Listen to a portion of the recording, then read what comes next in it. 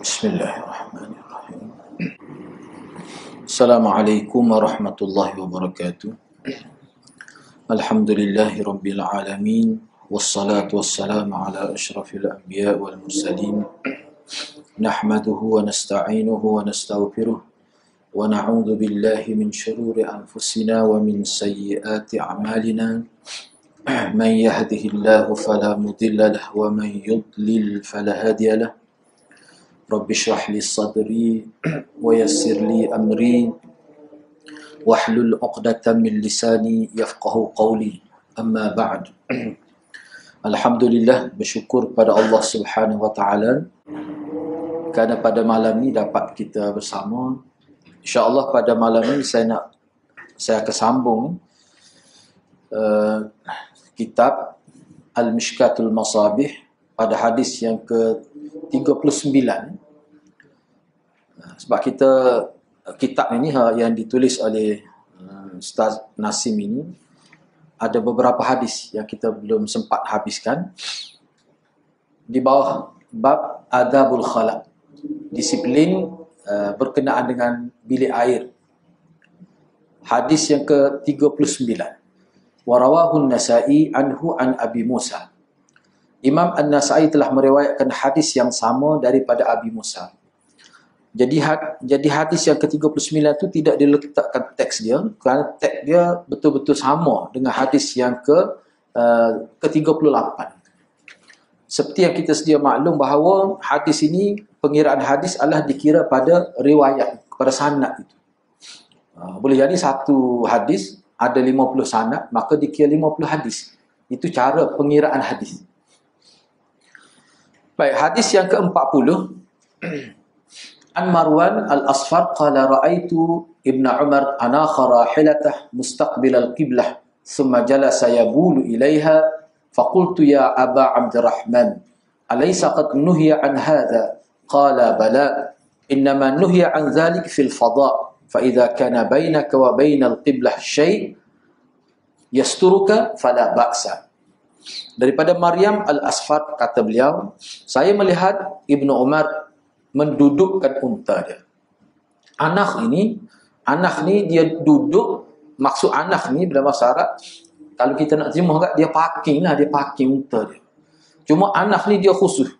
Bila unta duduk tu dia masukkan ni eagle di kepala dia ni, dia buka, dia masuk di lutut unta tu, menyebabkan unta tak boleh bangun. Dia bukan kaci tekuk, dia kaci lutut. Dia kaci lutut. Tu cara orang tak. Jadi egal dia pakar tu sebenarnya asalnya dulu dia untuk tambak unta dia. Unta ni dia tidak tambak tekuk seperti kuda tu, tidak. Dia itu mati di lutut. Sebab unta ni dia lebih satu sendi. Jadi dia tubik lah. Sebab tu kalau dia duduk kan, lutut dia keluar daripada tubuh dia. Dia bila dia masuk egal, dia panggil egal tu. Dia masuk situ, unta tak boleh bangun. Tu dia panggil anak. Dalam istilah dia panggil anak. Jadi nak terjemah payah juga tu. Dalam beberapa kalimah yang ringkas. Sebab tu kadang-kadang saya terjemah, maka dia parking unta dia. Tapi parking tu lagu tu lah cara dia, itu mana anak. Baik. Jadi dia mendudukkan unta dia menghadap ke arah kiblat.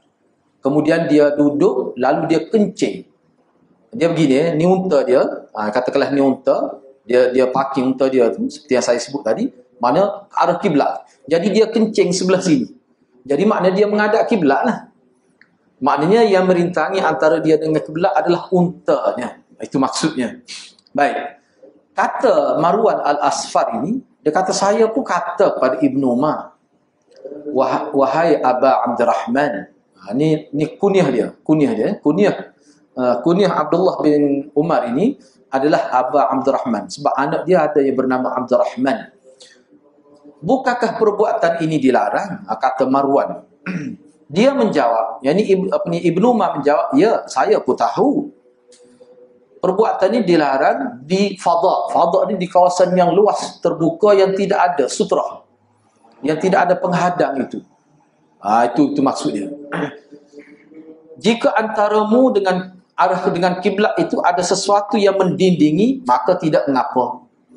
Sebenarnya dalam hadis lain pun banyak kita jumpa Nabi letak perisai, kemudian Nabi Kencing, tapi tidak arah kiblat. Cumanya boleh dibuat begitu, seperti yang dibuat oleh Ibn Umar.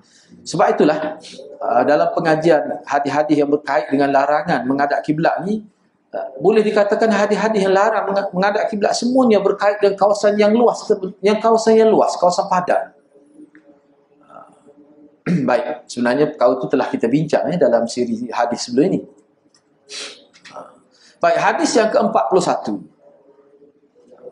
An Anas bin Malik qala kana an-nabiy sallallahu alaihi wasallam idza kharaja min al-khala qala alhamdulillahilladzi adhhaba 'anni al-adha wa 'afani. Daripada Anas, hadis ini tertinggal, dia punya perenggan yang kedua tu. Hadis ini berkaitan dengan hukum buang air menghadap atau membelakangi kiblat. Hukum tersebut telah dibincangkan di dalam beberapa hadis di awal bab sebelum ini kita telah bincang, ya. Baik, hadis yang ke-41 diriwayatkan daripada Anas bin Malik radhiyallahu anhu katanya, Nabi SAW bila keluar dari bilik air, baginda SAW membaca doa ini yang bermaksud segala puji bagi Allah, Tuhan yang telah menghilangkan sesuatu yang menyakitiku dan menyembuhkanku. Afani itu boleh juga kita terjemah dan yang memberi kesihatan kepadaku. Boleh juga begitu. Sehat wal afiyah. Afiyah tu daripada kalimah ni je. Boleh juga begitu. Baik, pujian Nabi SAW kepada Allah Ta'ala selepas keluar daripada bilik air menunjukkan bahawa dapat menunaikan hajat, iaitu dapat buang air, sama ada air besar ke atau air kecil, dengan selesa, merupakan satu nikmat yang sangat besar. Ini kerana terhalang apa yang dimakan daripada keluar merupakan sebab penyakit dan kerosakan pada diri seseorang, ya. Keluarnya merupakan satu nikmat yang merupakan kesempurnaan. Jadi bagi orang yang pernah ada pengalaman tidak boleh kencing, tidak boleh buang air besar, dia boleh tahulah betapa besarnya nikmat. Orang panggil lawah buang air itu, ya. Besar sungguh nikmat itu, ya. Saya pernah ziarah juga orang, ada pernah lah ziarah orang itu. Tanya dia kata, saya tak boleh nak, oh ya ustaz, dengar bahasa, dia kata. Sakitnya tak boleh kencing. Dia prostat, dia ada tube di kemaluan dia, sebab dia memang dah rosak tu. Dia kata sebelum buat begitu, bila tak boleh buang air, dia kata tak boleh nak sebut dengan bahasa, tak ada satu kalimah yang boleh membayangkan kesakitan dia tu. Siapa begitu, kita ni mungkin tak pernah alami, kita boleh nak menjiwai sebenar-benar tu mungkin tak dapat lah. Sebab tu kita kena sentiasa bersyukur. Jadi maknanya masuk bilik air ni dia berkait dengan nikmat. Masuk bilik air ni dia berkait dengan nikmat. Sebab itulah kena jaga sungguh adab dia. Kalau kita jaga, kita boleh dapat pahala dan kita dapat menghindarkan daripada tubuh kita terdedah kepada syaitan dan iblis itu. Dan perkara itu sebenarnya kita bincang secara panjang lebar sebelum ni. Baik, hadis yang terakhir di bawah tajuk Adabul Khala ini, iaitu hadis yang ke-42. An Abdullah bin Mas'ud qala, qadima wafdul jin ala Rasulillah sallallahu alaihi wasallam faqalu ya Muhammad innahu ummataka an yastanju bi'azm aw rawthah aw humamah fa inna Allah ta'ala ja'ala lana fiha rizqa. Qala fanaha Rasulullah sallallahu alaihi wasallam an dzalik. Diriwayatkan daripada Ibnu Mas'ud radhiyallahu anhu katanya, rombongan jin pernah datang kepada Rasulullah sallallahu alaihi wasallam. Lalu mereka berkata, wahai Muhammad, tegahlah umatmu dari beristinja. Beristinja ni maksudnya membersihkan kemaluan selepas qada hajat itu. Atau istinja dengan tulang atau najis. Najis ni maknanya najis kering. Rawth ni maknanya najis kering. Takut kita kata najis, kok mana? Bono habis kita kata. Dia sini ni rawthah ni najis yang kering. Sepotai lembu kering. Atau arang. Humamah ni arang, menggunakan arang. Sesungguhnya ni alasan jin lah kenapa tidak bagus lah, tidak baik, tidak molek kalau guna benda-benda ini untuk istinja. Sebab apa? Sebab dia kata Allah Ta'ala telah menjadikan rezeki kami padanya. Rupanya makannya dia. Jadi kita bincang dia sebenarnya dari siri sebelum ni bagaimana jin tu makan dia punya kita najis kering, tulang dan juga aram itu. Itu cara dia lah sebab dia makhluk tidak sama dengan kita. Macam mana dia makan tu, itu dia lain. Kalau kita tengok ikan dengan kita pula itu, makan dia lain. Mana? Memang kita burung tak sama, kambing dengan lembu beza dah makan ni. Jadi tak sama. Lembu mana-mana pun memang gitu makan dia. Jadi kita payahlah kita nak payah mana jadi makanan dia. Tapi oleh kerana ini hadis, kita kena percaya. Ini termasuk dalam perkara ghaib ni. Dia yakni Ibnu Mas'ud berkata, maka Rasulullah SAW telah melarang daripada perbuatan tersebut. Dan perkara ini telah kita bincang juga sebelum ni. Kalau dulu kita belajar dalam Nasa'i dulu, kita bahas agak panjang juga perkara ini. Okey, baik, habislah. Dia punya bab adabul khalaq, kitabut taharah, habis dalam kitab ni. Jadi insya-Allah sebab Ustaz Nasir sebenarnya dia sudah tulis, kita ni tak siap lagi. Jadi supaya tidak sambil-sambil kita tunggu tu, ni nota ni nota miskat juga lah. Ni saya sempat buat tadi, pukul 11 buat tadi. Jadi tulisan tu kalau ada salah pun agak maaf. Moga boleh naik, boleh tengok kitab. Baik, cuba kita tengok seterusnya. Kita masuk bab yang ketiga, iaitu babus siwak. Babus siwak ni pun sebenarnya dalam bab taharah lagi ni. Perbincangan kita ni masih lagi dalam bab taharah. Kita masuk pula bab tentang siwak. Siwak ni kalau kita nak terjemah maknanya, setengah-setengah ulama kata siwak di sini kalau nak kiranya maknanya gosok gigi lah. Tapi setengah ulama dia terjemah siwak di sini dalam konteks bab ini bermakna membersihkan ruangan mulut. Kalau zaman Nabi dulu, alat yang digunakan adalah kayu siwak. Siwak ni asal mana nama pada sejenis kayu yang digunakan di zaman Nabi untuk dijadikan sebagai berus gigi. Sebab dia tak ada obat gigi zaman Nabi. Dia begitu ya. Baik. Fasa pertama. Dalam kita belajar Mishkat ni, kita kena sentiasa ingatlah bahawa kitab Mishkat ni dia ada fasal-fasalnya.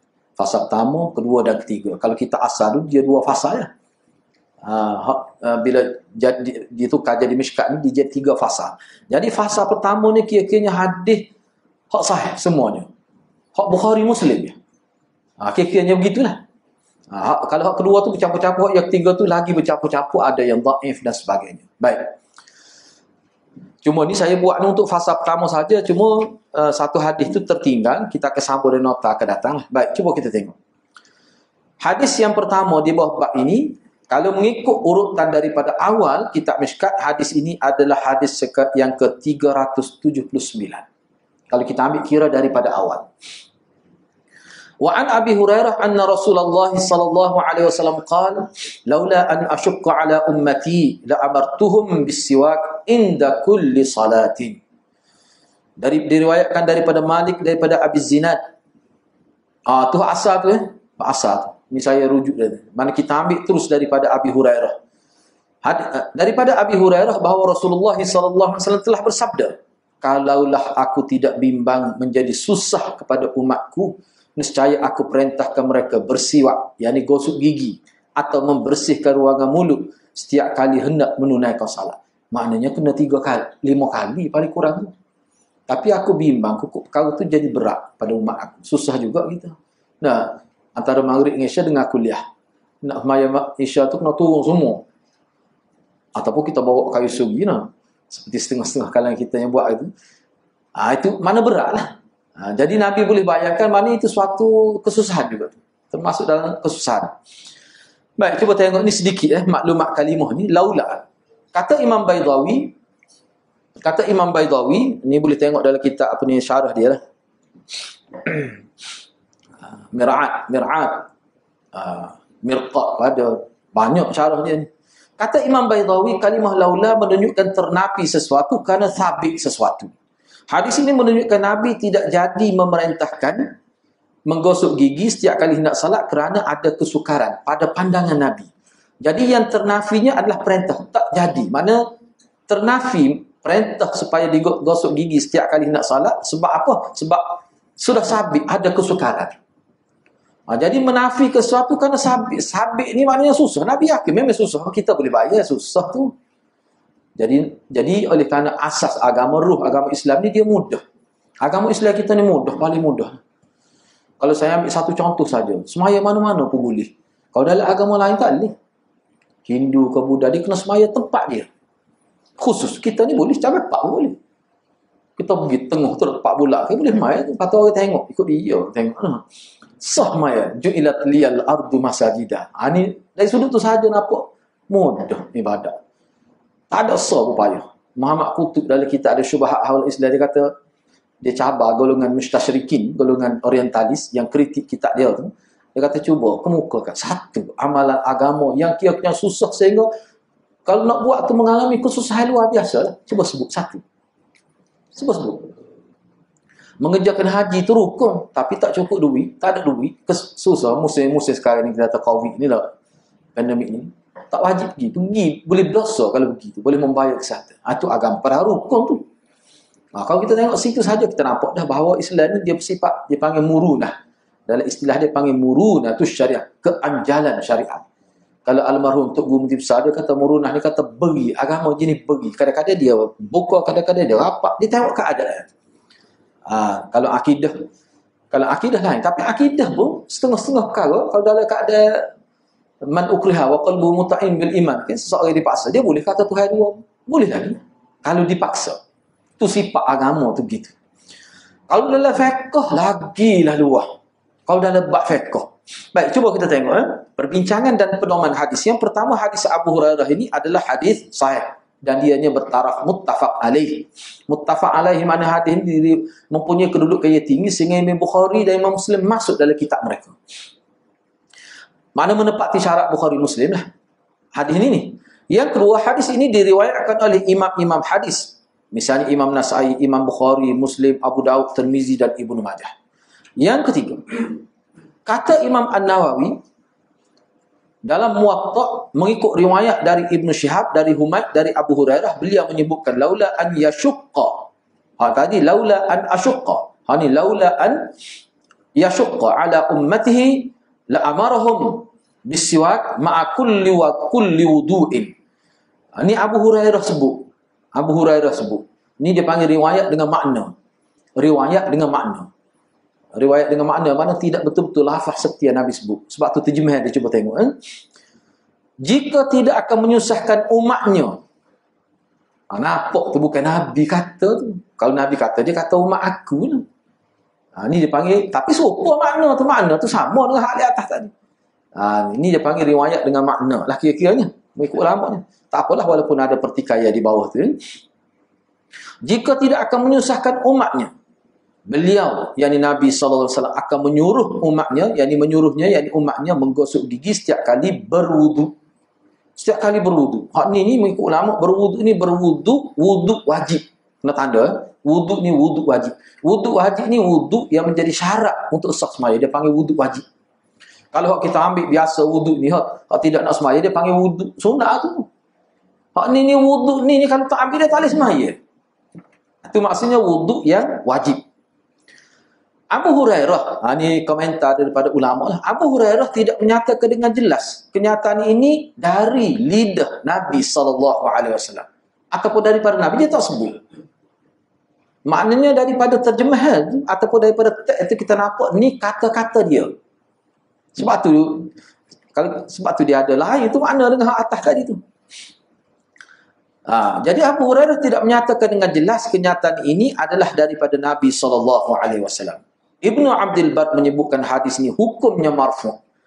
Walaupun mauquf pada Abu Hurairah tapi fi hukmil marfu'. Walaupun nampaknya Abu Hurairah kata tapi hakikatnya Nabi kata. Tak mungkin sahabat berbohong atas nama Nabi. Ni.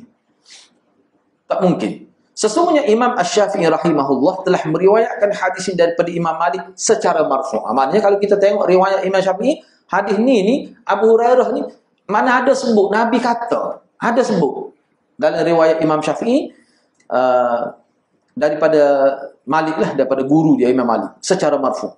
Baik, gabungan dua hadis ni dan juga hadis 379 tu kalau kita baca ni, menunjukkan bahawa tempat yang sesuai untuk gosok gigi adalah di bilik air atau mana-mana tempat yang sesuai, bukan di saf sembahyang. Itu maksudnya.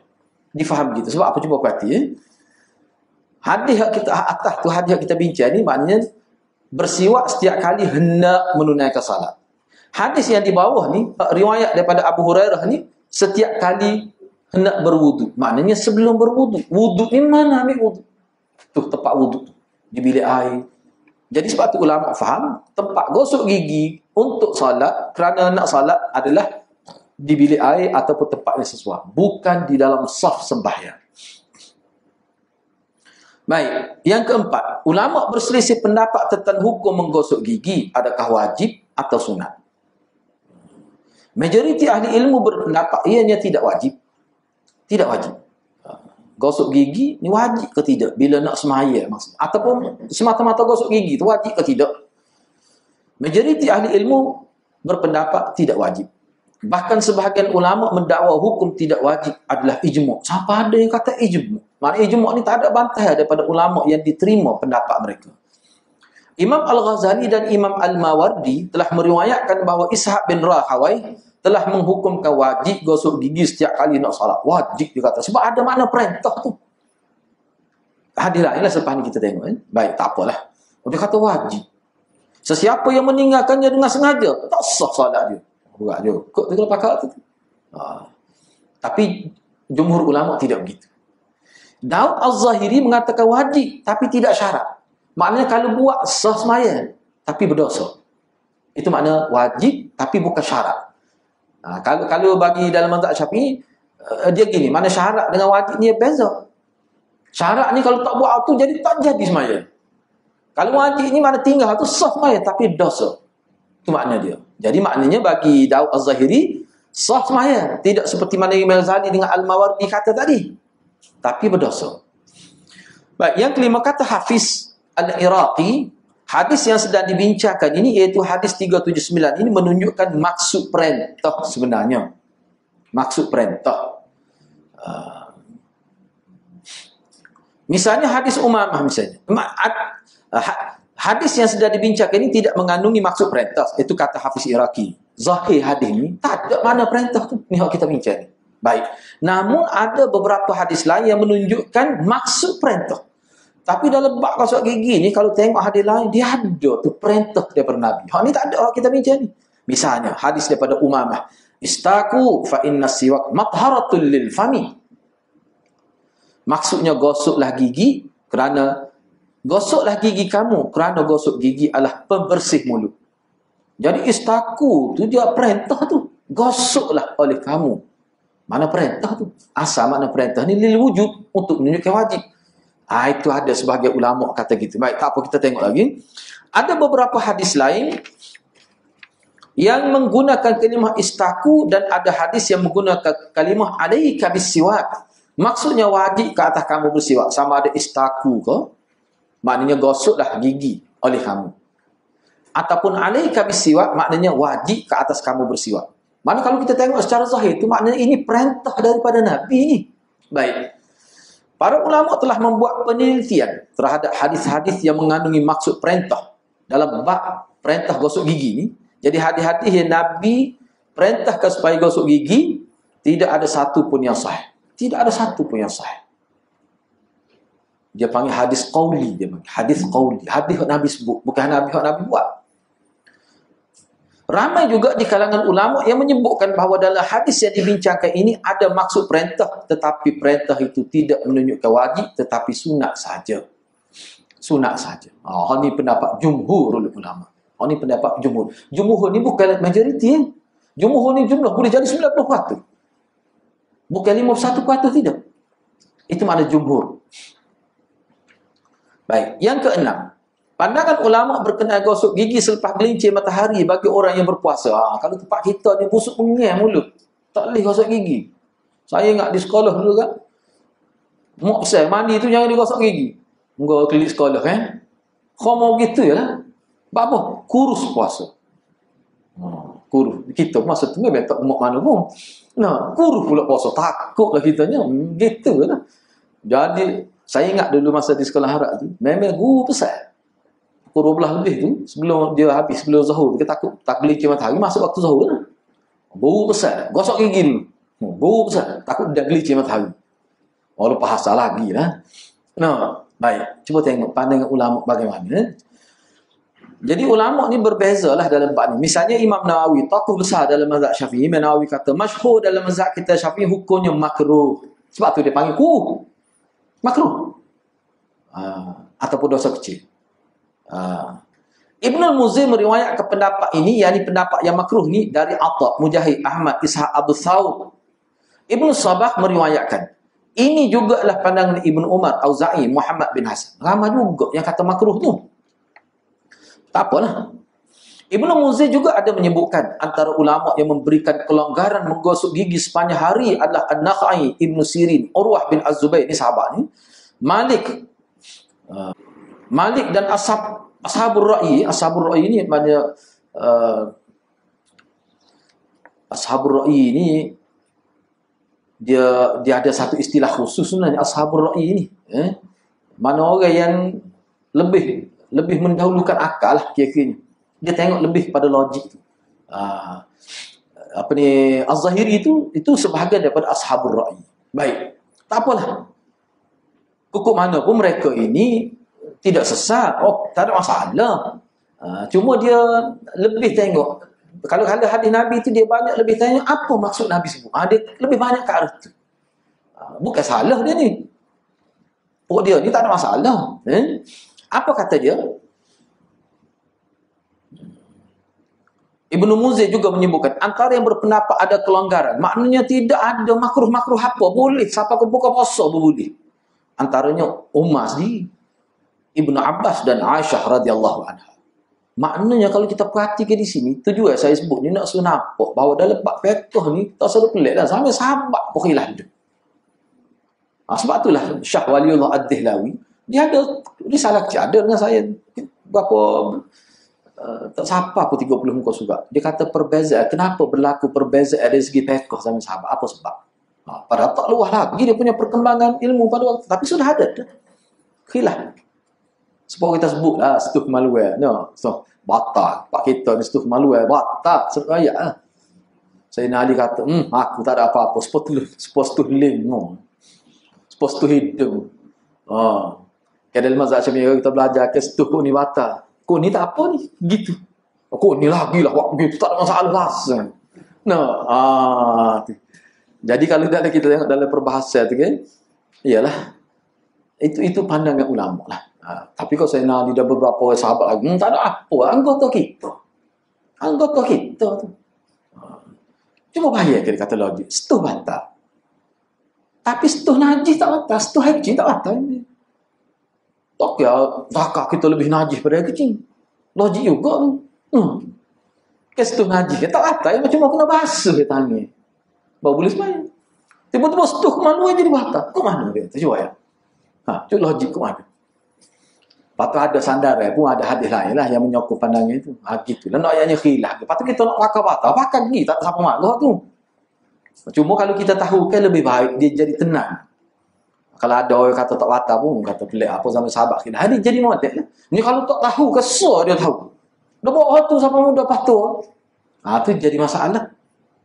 Bila dia tengok orang sebut lebih daripada hak dia, dia jadi macam-macam nyari penyakit pelik-pelik tu. Itulah bahaya, sebab tu dia moleknya kita tahu. Benda-benda gini Kita ni sebenarnya kita sudah belajar fiqh ni. Dia panggil fiqhul hadis, fiqh hadis. Kita boleh nampak semua tu. Khilaf Imam Syafi'i dengan tu Budia Imam Malik, kita boleh nampak semua. Barulah kita boleh faham tabiat fiqh tu macam mana. Kalau kita bawa tabiat fiqh supaya tabiat usuluddin, rosak kita. Kita faham fiqh ni supaya faham akidah. Hak tu yang jadi berkekoh tu. Kekoh betul tu memang. Kena beringat sikit. Baik. Cuba tengok yang ke-6 lagi yang ke berapa tu? Yang ke-7 tu. Ada sebahagian ulama berpendapat bahawa secara khususnya gosok gigi adalah wajib kepada Nabi SAW. Tapi pendapat ni agak terpencil lah. Cuma saya sebut juga untuk maklumat kita. Pandangan mereka berasaskan kepada beberapa hadis. Namun kebanyakan hadis itu adalah dhaif dan ada juga yang hasan, ada juga. Para ulama menyebutkan untuk menyabitkan suatu perkara kepada Nabi secara pasti atau secara khusus, ianya mesti melalui hadis yang sahih. Jadi nak guna hadis hasan, nak sabit wajib untuk Nabi, nak sabit hukum atas Nabi, tak erat dengan hadis hasan. Mengikut kebanyakan ulama. Tak apalah, kalau kita terima pun itu bukanlah satu perkara yang besar. Masuk khilaf. Tapi jumhurnya umumnya tak. Pada Nabi pun tidak wajib. Hadis ini menunjukkan sikap Nabi sallallahu alaihi wasallam yang begitu sayang dan mengambil berat terhadap umatnya. Rahmat Nabi pada kita. Dia fikir berat umat dia. Maka dia tak jadilah. Sebab Nabi ni orang panggil sahibus syariat. Dia boleh menentukan syariat. Sebab bila dia buat itu merupakan tuntunan daripada Allah Subhanahu Wa Taala. Boleh.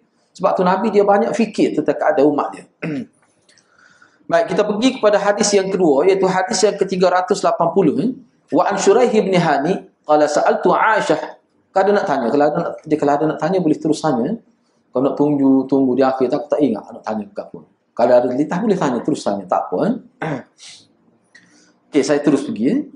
Hadis yang kedua iaitu hadis yang ke-380, wa an Shuraih bin Hani qala sa'altu Aisyah bi ayyi shay'in kana yabda'u an-nabiy sallallahu alaihi wasallam idza dakhala baitah, qalat bis-siwak. Daripada Shuraih bin Hani, beliau berkata, saya telah bertanya Aisyah, apakah perkara yang mula-mula dilakukan oleh Nabi SAW apabila masuk dalam rumah? Jawab Aisyah, baginda gosok gigi. Kita tengok hadis ni. Nak mari saat ni gosok dah. Klik depan ni gosok gigi lagi. Nanti dulu tengok dalam syarah dia tu. Sebab ulama kita ni dia ada satu kaedah dia panggil, kita nak faham satu-satu isu dalam hadis dia kena ada kaedah jam'ul adillah dia panggil. Jamul adillah mana kena tengok dalam secara kolektif lah. Dia kata kena kumpul hadis yang berkenaan. Tengok sesuai baru buat keputusan. Tengok ni semua memang klik asal gigi baru kita terima. Nanti dulu. Baik, kita pergi pada biodata perawi. Cuba tengok Shuraih bin Hani bin Yazid Al-Harithi Al-Mazhaji. Ni perawi hadis ni lah yang ambil daripada Aisyah. Nama dia Shuraih. Kunyah dia Abul Miqdam Al-Kufi. Kufi ni sebab pada Kufah. Dia ni mukhadram. Mukhadram. Perlu juga kita tahu ni mukhadram.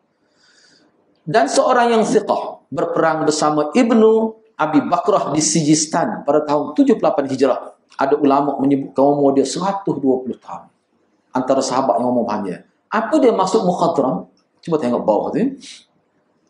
Mukhadram ini maksudnya orang yang sempat dengan dua zaman, iaitu zaman jahiliah pun dia berada pada zaman jahiliah satu ketika, dan selepas tu zaman nubuah. Mana sebelum Nabi jadi Nabi dia sudah ada dah. Bila lepas Nabi jadi Nabi, dia pun hidup lagi dan dia masuk Islam. Cuma dia tidak sempat bertemu dengan Rasulullah SAW. Jadi ni orang panggil mukhadram. Patut kita ni nak panggil ke dia saat kita? Pokok kita ni Ahlus Sunnah wal Jamaah gitu lah.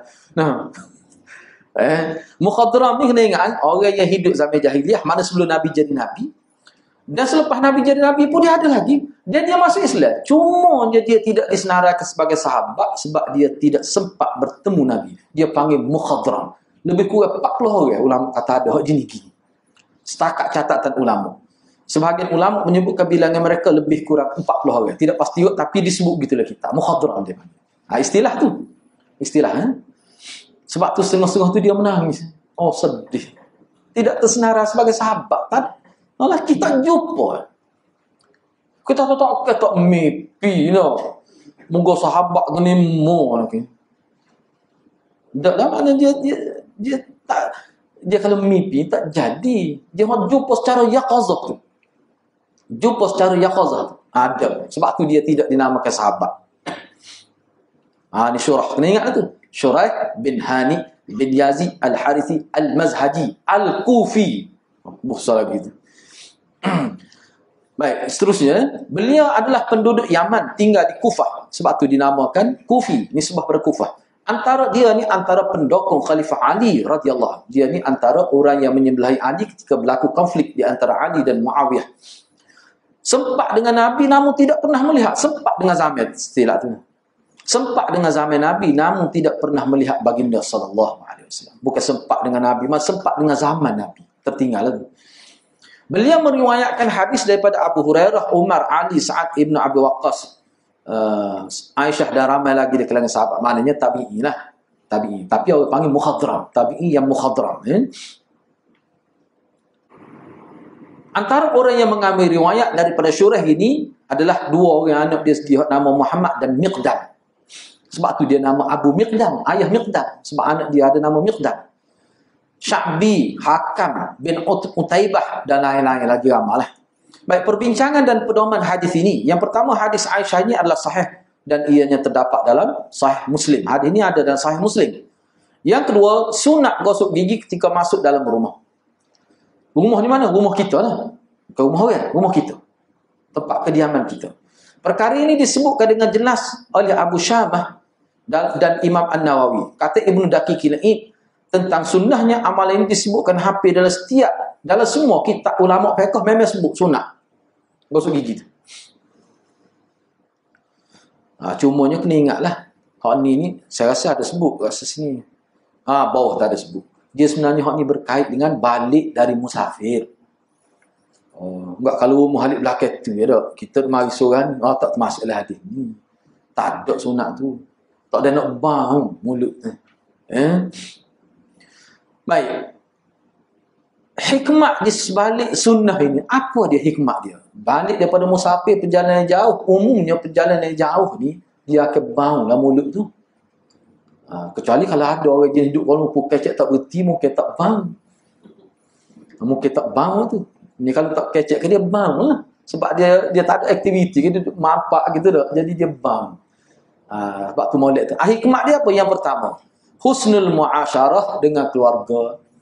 Supaya kita dapat bergaul dengan isteri itu dengan baik. Itu mana husnul muasyarah. Maknanya orang di rumah kita pun kena gosok gigi juga lah nak sambut kita tu. Bukan kita saja. Yang kedua, menimbulkan kemesraan. Dan ketiga, menghilangkan perasaan tidak senang bila bersama isteri dan keluarga. Maknanya hak ni tujuan dia adalah untuk supaya hubungan keluarga tu jadi baik, jadi mesra. Menggamit kasih sayang lah kita kata. Tu molek tu. Enggak lah ni tak terima masalah dah. Sebab apa, kalau tak ada gigi pun dia boleh pakai gigi palsu. Tak apa, termasuk juga gigi palsu. Gosok gigi palsu tu. Termasuk juga kan.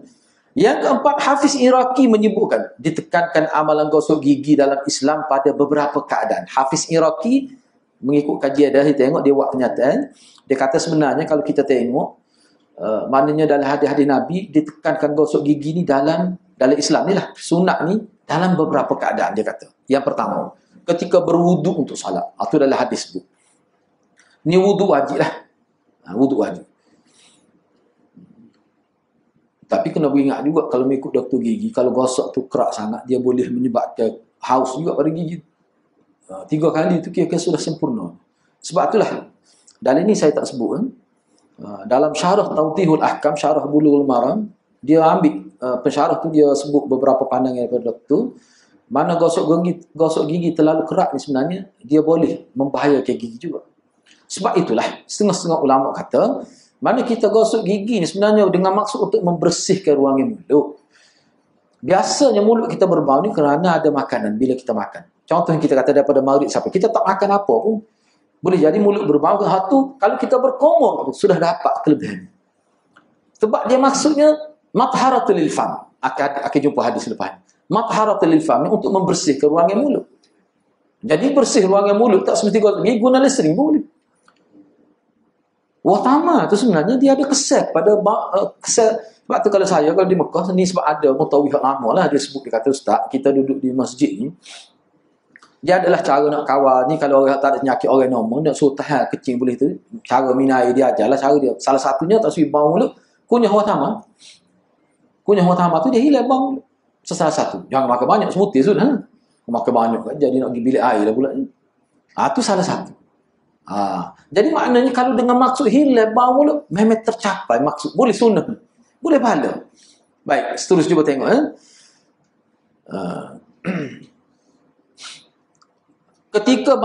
Ketika bangun dari tidur, khususnya tidur pada waktu malam. Kerana tidur pada waktu malam ni kita tidur paling lama lah. Tapi semua ulama kata kalau kita tidur waktu lain pun sunat juga. Misalnya kita tidur lama siang hari misalnya dah bulan puasa kan. Sebab bulan puasa ni orang kata bulan tidur. Dia tidur lama. Jadi kena gosok gigi juga. Mau juga tu. Dah lah kita tak makan tak gapo. Dia punya ni, rih minal jaw. Angin daripada perut keluar tu dia ada kesan juga. Kadang-kadang bukan bau gigi pun sebenarnya. Rih, angin tu daripada jauf yang perut yang kosong itu. Baik, yang ketiga ketika hendak tidur. Ni ketika hendak tidur ni penting. Sangat ditekankan juga sebab apa? Bersama isteri dan supaya kita dalam keadaan segar. Tu disebut. Yang keempat, ketika hendak membaca Al-Quran. Sebab kita sedang berinteraksi dengan wahyu. Berinteraksi dengan Allah SWT lagi. Itulah kita sedang baca mesej daripada Allah tu. Sepatutnya kena itulah. Kena gigi dalam keadaan bersih. Dan kita pun baca dia segar sebenarnya. Segar. Baik, yang kelima, apabila berubah bau mulut atau berubah warna gigi dan sebagainya. Tengok ada perubahan. Sebab setengah-setengah gigi orang tu dia ada mudah berubah. Ada setengah-setengah lah. Yang keenam, selepas masuk ke dalam rumah seperti yang disebut tadi. Perkara yang keenam, iaitu selepas masuk ke dalam rumah, sebenarnya berkait dengan balik dari perjalanan yang jauh. Hak tu sebenarnya. Logik lah kalau begitu. Baik, seterusnya hadis yang ketiga. Hadis yang ke-381. Wa an Huzaifah qala kana Rasulullah sallallahu alaihi wasallam idza qama min al-lail yashushu fahu bis-siwak. Maksudnya daripada Huzaifah itu ada silap spelling. Diriwayatkan daripada Huzaifah katanya Rasulullah sallallahu alaihi wasallam apabila bangun dari tidur baginda menggosok giginya dengan kayu siwak.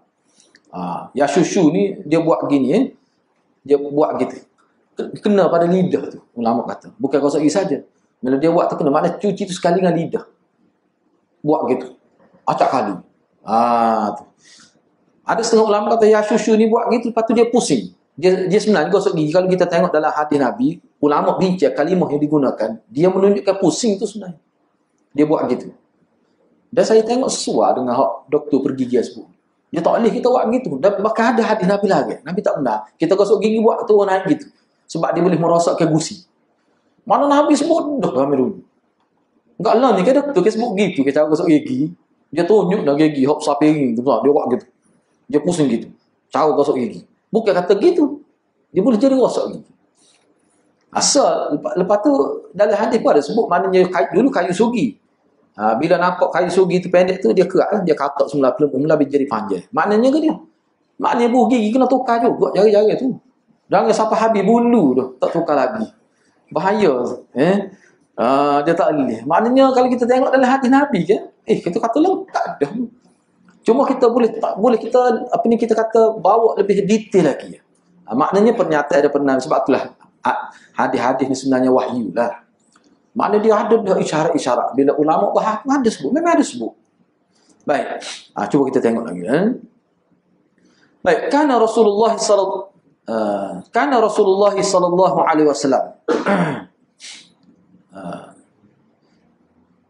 Silap macam ni. Dalam riwayat Muslim ada tambahan yatahajjud. Yatahajjud ni di ujung tu. Kana Rasulullah sallallahu alaihi wasallam iza qama min al-lail yatahajjad. Ada tambahan gitu, ada tambahan. Hak tadi kan bila dia bangun digosok gigi. Sebenarnya dia bangun tu ada dari riwayat lain sebut bangun tu gosok gigi tu untuk tahajud. Bukan kata bangun saya tidak bangun tu untuk sebab tu ulama kata maknanya tahajud ke semaya tu. Sebab tu ulama kata sunat tu nak semaya gosok gigi. Tamu-tamu kita tidur lama.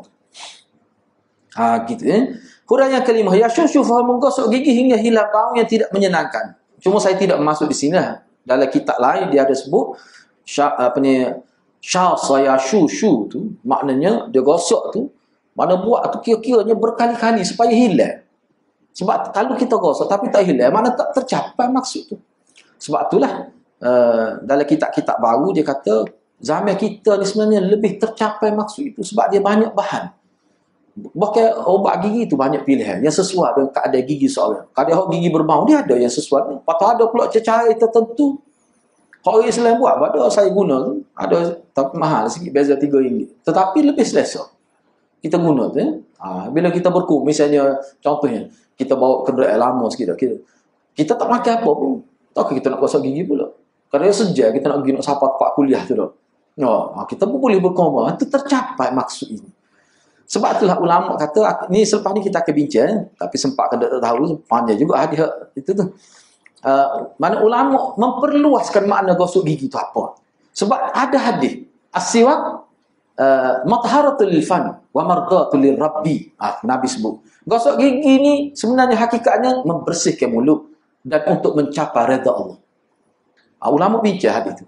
Selepas inilah. Baik. Perbincangan dan pedoman hadis. Yang pertama kata Syekh Muhsin Al-Ibad. Kemudian Imam Nasa'i mengemukakan bab as-siwak idza qama min al-lail. Ni saya petik dalam syarah Nasa'i. Dia sebut gitu. Nak ayat sebab dalam Sunan Nasa'i ni dia banyak buat bab berkenaan gosok gigi. Dia tekan kat tu dalam Sunan Nasa'i. Misalnya kata Syekh Muhsin Al-Ibad, kemudian Imam Nasa'i mengemukakan bab as-siwak idza qama min al-lail, iaitu bab-bab yang berkaitan dengan gosok gigi. Bab pertama yang dikemukakan oleh Imam Nasa'i ialah bab gosok gigi selepas bangun tidur, sebagai mengisyaratkan kepada amal sunnah selepas bangun dari tidur ialah membersihkan ruangan mulut. Membersihkan ruangan mulut. Dalam syarah baru tu dia sebut gitu. Dari bau yang tidak menyenangkan dan siwak. Dan siwak ialah salah satu bentuk tathhir. Siwak di sini dia gini ulama kita bincang, siwak ni kita nak terjemah macam mana siwak itu. Asal siwak ni adalah kayu. Dia panggil kayu siwak. Cuma selepas tu daripada nama kepada kayu yang digunakan gosok gigi, dia sudah menjadi aktiviti gosok gigi tu orang panggil siwak. Asalnya nama pada kayu tu. Sebab tu bersiwak maknanya gosok gigi menggunakan kayu siwak. Tetapi boleh diperluaskan makna gosok gigi dengan siwak ni maknanya at-tathhir wa tanzif. Kita menyucikan dan membersihkan. Itu maknanya. Baik. Jadi maknanya gosok gigi ni sebenarnya maksud dia tu agak luas lah. Yang kedua, sedia dimaklumi bahawa membersihkan tubuh badan termasuk dalam suruhan agama Islam. Bersih tubuh badan. Baik. Siwak atau membersihkan gigi adalah amalan yang lumrah yang menjadi amalan manusia sama ada muslim atau non-muslim. Justru perlu difahami bahawa anjuran Nabi supaya bersiwak selain untuk kebersihan zahir, ia juga sebagai amalan khusus umat Islam apabila ingin mengerjakan amal ibadat, dan ibadat yang paling besar adalah salat, kerana ianya merupakan munajat hamba dengan Tuhannya. Jadi maknanya, walaupun kita kata orang tidak Islam gosok gigi juga, kita pun gosok gigi, ya dari segi zahir ke dari segi duniawi sama tujuan, tetapi dari segi ukhrawi. Selepas ni saya sebut di dalam hadis selepas ni, ulama kita sebut gosok gigi ni kita dapat dua kelebihan. Kelebihan duniawi dan kelebihan secara ukhrawi itu. Yang ketiga, hadis yang dikemukakan oleh Imam Nasa'i ni tadi. Sebenarnya berkaitan bangun tidur. Dia gini sebenarnya. Saya ambil ni dalam syarah Nasa'i ni. Sebabnya syarah Nasa'i ni lebih detail. Sebab hadis-hadis yang disebutkan dalam Mishkat ni sikit lah. Tapi dalam Sunan Nasa'i sangat banyak. Jadi kita bawa ni lah. Sebab ni disyarah oleh Syekh Ethiopi. Dia syarah. Jadi saya sempat tengok tadi. Jadi hadis yang dikemukakan oleh Imam Nasa'i ini tadilah sebenarnya berkaitan bangun dari tidur untuk menunaikan salat tahajud sebagaimana yang diperjelaskan dalam riwayat Imam Muslim. Jika dalam keadaan biasa pun kita dianjurkan supaya bersiwak, maka selepas bangun dari tidur lebih perlu lagi diberi perhatian. Sebab kalau kita tengok dalam Mishkat ni saja ni tak nampak begitu. Baik. Kita akan bertemu dengan hadis yang khusus menyebutkan tentang siwak dan kelebihannya, iaitu as-siwak matharatul lil fam mardatul lir rabbi. Itu hadis Nabi tu. Maksudnya siwak membersihkan mulut, mengundang redha Allah. Tu. Kita akan jumpa huraian selepas ni lah. Baik, kita pergi kepada seterusnya hadis 382. Kita pergi cepat-cepat sikit lah. Banyak juga kat 7,000 hadis ni. Banyak kali banjir lagi lah nak habis ni.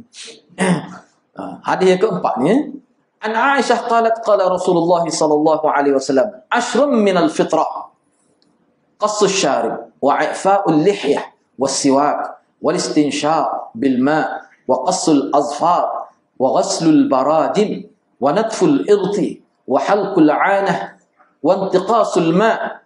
Qala Mus'ab yani ar-rawi hadha al-hadith wa nasitu al-'ashirah illa an takuna al-madmadah. Rawahu Muslim. Wa fi riwayati al-khitan badalu i'fa. Kena baca badalu, tak boleh baca bagi dua. Tak apa, kita teruskan. Badalu i'fa il-lihiyah. Lam ajid hadhihi riwayah fi sahihain wala fi kitab al-Humaidi. Maksudnya diriwayatkan daripada Aisyah, beliau berkata, Rasulullah sallallahu alaihi wasallam telah bersabda, 10 daripada fitrah. 10 daripada fitrah. Baik, hadis yang ke-382 ataupun hadis yang keempat di bawah tajuk as-siwak ini. Diriwayatkan daripada Aisyah, beliau berkata, Rasulullah sallallahu alaihi wasallam telah bersabda, 10 daripada fitrah. Ashrum minal fitrah. Fitrah ni, bawah ni sepan kita tengoklah huraian fitrah apa maksud. Pertama sekali, memotong misal. Maknanya keak misal lah. Yang kedua, membiarkan janggut. Mana tahu panjang, irsal. Mana biar. Mana kalau potong pun setengah ulama kata apa-apa, andai lah kita kata. Mana kerak tu jangan sampai cukup. Gitu. Yang ketiga siwak. Yang keempat memasukkan air ke dalam hidung. Yang kelima memotong kuku. Yang keenam membasuh sendi-sendi. Yang ketujuh mencabut bulu ketiak. 8 mencukur bulu ari-ari. Yang ke-9 beristinja dengan air. Kata Mus'ab, perawi hadis ini, aku lupa perkara yang ke-10 melainkan berkumur. Riwayat Muslim. Cuba tengok nombor 1 bawah. Nombor 2. Ibnu Hajar telah memberikan maksud ayat tersebut. Tu saya terjemah secara harfiah tadi tu. Ibnu Hajar sebab dia berbagai pandangan ulama dalam menterjemahkan maksud ni. Cuma saya ambil satu saya terjemah. Ibnu Hajar telah memberikan maksud ayat berikut. Saya tidak ingat berkenaan perkara yang akan melengkapkan 10 perkara, melainkan ianya adalah berkumur. Jadi hak 9 tu dia ingat molek. Cuma dia kata hak yang ke-10 tu setakat hak dia ingatlah, telitah dalam minda dia, mayazun, apa yang ditelitah tu adalah ni, madmadah ini, iaitu berkumur. Sebab ulama sebut sampai 30 lebih sebenarnya amalan fitrah. Hadis-hadis akan datang kita akan jumpa lah. Tak apalah. Baik. Perbincangan dan pedoman hadis. Hak ini panjang. Cuma saya ambil beberapa poin sajalah. Lepas tu kita bincang semula lah. Yang pertama, ulama berbeza pandangan dalam mendefinisikan maksud fitrah. Apa maksud fitrah? Fitrah ni sudah jadi bahasa Melayu kita dah. Fitratallahi allati fataran nasa 'alaiha. Jadi apa makna fitrah itu? Abu Ishaq dan Imam Al-Mawardi mengatakan fitrah itu maknanya ad-din, agama. Dia kata fitrah ni mana agama. Yang kedua, Imam Abu Sulaiman Al-Khattabi, dia kata majoriti ulama mentakrifkan fitrah ni sebagai sunnah. Yang ketiga, Imam An-Nawawi menyebutkan penggunaan fitrah dengan makna sunnah adalah tepat berdasarkan hadis Bukhari dari Ibnu Umar dari Nabi SAW. Misalnya Nabi kata, minas sunnah qassus syarib wa natful irti. Antara sunnah adalah memotong misah, mencabut bulu ketiak. Dia sebut minas sunnah. Tadi minal fitrah. Ini minas sunnah. Ini dia panggil menafsirkan hadis dengan hadis. Mana kita tafsir hadis, guna hadis lain. Tadi minal fitrah. Maksudnya adalah beberapa hadis lain. Ini minas sunnah. Sebab dia sebut konten dia tu sama dengan tadi. Poin perkara dia sebut tu isi tu sama. Jadi mana sunnah di sini makna fitrah. Ini antara dalil dia. Yang kedua, fitrah yang dimaksudkan di sisi syarak adalah sunnah yang telah ditentukan oleh Allah Subhanahu Wa Taala untuk hamba-Nya, dan sunnah ini lebih ditekankan kepada para anbiya dan mursalun atau mursalin. Isu amalan yang bersifat fitrah telah menjadi perbincangan yang agak meluas di kalangan ulama. Imam An-Nasa'i telah menyebutkan hadis-hadis fitrah dengan sanad dan teks yang pelbagai. Banyak. Namun untuk perbincangan yang lebih lengkap, beliau telah membuat tajuk yang khusus bagi setiap amalan fitrah berkenaan. Seperti saya sebut tadi lah. Kali Imam Nasa'i, dia buat satu-satu tu. Cabut bulu ketiak, cukur mesah, khitan, kita tak termasuk sini. Sebab dalam 10 tak sebut khitan. Tapi dalam Sunan Nasa'i, dia sebut bak khitan. Khitan tadi lah. Mana buat sikit. Bukan buat semua, buat sikit. Tu kita panggil sunat tu lah. Nah, sunat. Dia kena ada tasydid di awal tu baru jadi. Baik, cuba tengok yang ketiga ni. Dalam hadis ini disebutkan 10 amalan fitrah. Ianya bukan bermaksud terbatas kepada bilangan 10. Bahkan ada disebutkan dalam hadis lain lebih dari 10. Bahkan para ulama menyebutkan hingga melebihi 30 amalan fitrah ini. Ibnul Arabi menyebutkan hingga 30. Manakala Hafiz Ibn Hajar mengatakan lebih 30. Bilangan yang dimasukkan oleh ulama adalah sebagai gabungan dari hadis-hadis yang disabdakan oleh Nabi SAW. Baik, yang keempat, kita ambil sikit lagi. Para ulama berselisih pendapat tentang mencukur atau menggunting misal. Macam mana misal? Sebab ada setengah-setengah tu dia kata misal ni kena cukur lah. Supaya tidak serupa dengan Yahudi. Janggut tangguh. Tak apalah. Cuba tengok. Cuma pandangan ulama macam mana. Yang pertama, ramai dari kalangan salaf berpendapat mencukur misal ni sehingga licin. Cukur ni maknanya cukur sehingga licin. Bukan kata ada licin tu. Licin minyak kita kata. Ini berlandaskan kepada zahir hadis ahfu wanhaku. Kita tak jumpa dalam hadis ni, dalam Nasai ada sebut. Dalam kitab kita ada sebut ahfu wanhaku, bermaksud potonglah dan cukurlah hingga licin sehingga ke umbinya. Ini berkait dengan misal. Maksud hadis ni. Baik. Ini adalah pendapat kalangan ulama Kufah. Ulama Kufah kata licin. Yang kedua, ramai juga dari kalangan salaf yang menegah cukur hingga licin. Dia kata tak boleh sampai licin mon yang gitu. Ini adalah pendapat Imam Malik, Imam Daril Hijrah. Bahkan beliau menyebutkan perlu didisiplinkan orang yang mencukur misah hingga licin. Kena bagi disiplin molek tu. Paruk, tegah bahasa dia tu. Ibnu Qasim meriwayatkan daripada Imam Malik katanya, melicin misah adalah muslah, mencacatkan tubuh tu. Tu dia. Paruk dia gitu. Imam Malik. Siapa dia ni Imam Malik? Tu guru Imam Syafi'i. Tu guru Imam Syafi'i. Tak jumpa lagi Imam Syafi'i tak? Jumpa tu guru dia dulu. Jadi Ibnu Qasim kata, ni dia meriwayatkan dari Imam Malik. Imam Malik kata, siapa dia cukur misal ni sampai jadi licin, itu perbuatan mencacatkan tubuh. Dia panggil muslah. Tegah tu. Yang ketiga, pandangan Imam An-Nawawi, pendapat yang terpilih adalah gunting sehingga nyata dua bibir dan tidak perlu sehingga dipotong sampai ke umbinya. Ini tokoh dalam mazhab Syafi'i. Dia kata gunting gitu. Tak nak telinga misal. Ni nak tasbih nampak biar nampak bibir. Ni bibir potong nampak. Payah tu nak makan setengah-setengah makan dia tu. Saya pernah tengok dengan mata sendiri. Tak apalah dia rasa bahagia gitu. Nak macam mana? Dia rakak gini misal dia nak makan. Misal dia sambung dengan janggut. Dengan apa ni dia panggil? Dia kecek tu nampak lah mulut bawah tu. Panjang. Jadi bila dia nak makan dia buat gitu. Kita kata saya semua dia tak apa. Dia bahagia gitu. Nak mana? Hatulah Imam Nawawi tak wil. Tak boleh gitu, Nabi tidak buat gitu. Tak apalah kita tengok keseluruhan. Kalau Imam Nawawi kata gunting, andamlah kita kata andam molek. Tapi biar nampak bibir tu. Janganlah licin monnya tu. Tak boleh lagi tu. Beliau menyebutkan bahawa yang dimaksudkan dengan riwayat ahfus syawari bermaksud cukurlah misal-misal. Bukan makna cukur afu ni. Dia gini, kalimah afu ni dia panggil lafaz yang boleh dengan makna boleh dengan makna cukur, boleh makna gunting. Jadi bila kita nak bubuh makna untuk hadis, kena tengok Nabi buat lagu mana. Kena tengok sahabat buat lagu mana. Nak terjemuh ni. Memang dari segi bahasa, dia tak boleh kita jangan terbiar buat. Tengok hadis, tengok dalam nahu, dalam apa ni mu'jam, tengok dalam qamus. Kita pun terjemuh. Rosak gitu. Tak boleh. Misalnya ni, afu ni memang ulama kata boleh dengan makna cukur dan dari segi bahasa. Boleh juga dengan makna gunting tanpa cukur. Hak Nabi buat mana? Jadi bila nak terjemah ni kena tengok amalan Nabi, amalan sahabat. Gitulah maksud dia. Sebab tu dia kata boleh juga dengan makna gunting. Hak tu sesuai dengan Nabi buat. Jadi kita pakai tu lah.